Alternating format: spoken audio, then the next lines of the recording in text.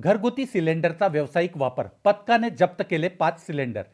गोंदिया आखाती देशात सुरू असलेल्या युद्धाचा इंधन आणि गॅस पुरवठ्यावर परिणाम झाला आहे. त्यामुळे व्यावसायिक गॅस सिलेंडरचा पुरवठा बंद करण्यात आला आहे. तसेच घरगुती गॅस सिलेंडरचा वापर व्यवसायाकरता होऊ नये यासाठी पुरवठा विभागाने धडक तपासणी मोहीम सुरू केली आहे. या मोहिमेत शुक्रवारी दिनांक 13 तिरोडा येथे व गोंदिया येथे एकूण 5 सिलेंडर जप्त करण्यात आले.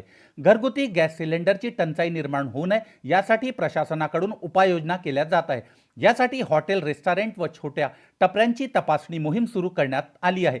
शुक्रवारी तिरोड्याचे तहसीलदार NM ठाकरे यांच्या पथकाने तिरोडा शहरातील फॅमिली प्रेम हॉटेल येथून 1 सिलेंडर, वैशाली राजपुरोहित येथून 1 सिलेंडर व मंगेश बरियेकर यांच्याकडून 2 असे एकूण 4 घरगुती वापराचे गॅस सिलेंडर जप्त केले.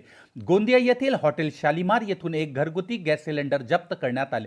ही कारवाई गोंदिया जिल्हा पुरवठा विभागाचे अधिकारी तसेच तहसीलदार ठाकरे यांच्या मार्गदर्शनात निरीक्षक अधिकारी मनोज राऊत, पुरवठा निरीक्षक दिगंबर गव्हाणे, लिपिक पंकज जनबंधू, परिचर अश्विन वासनिक यांच्या पथकाने केली आहे. आजपासून मोहीम होणार तीव्र. जिल्ह्यातील 8ही तालुक्यात 14 मार्चपासून गॅस सिलेंडरची धडक तपासणी मोहीम सुरू करण्यात येणार आहे. तसेच गॅस सिलेंडरचा काळाबाजार करणाऱ्यांवर गुन्हा दाखल करण्यात येणार असल्याचे पुरवठा विभागाच्या अधिकाऱ्यांनी सांगितले.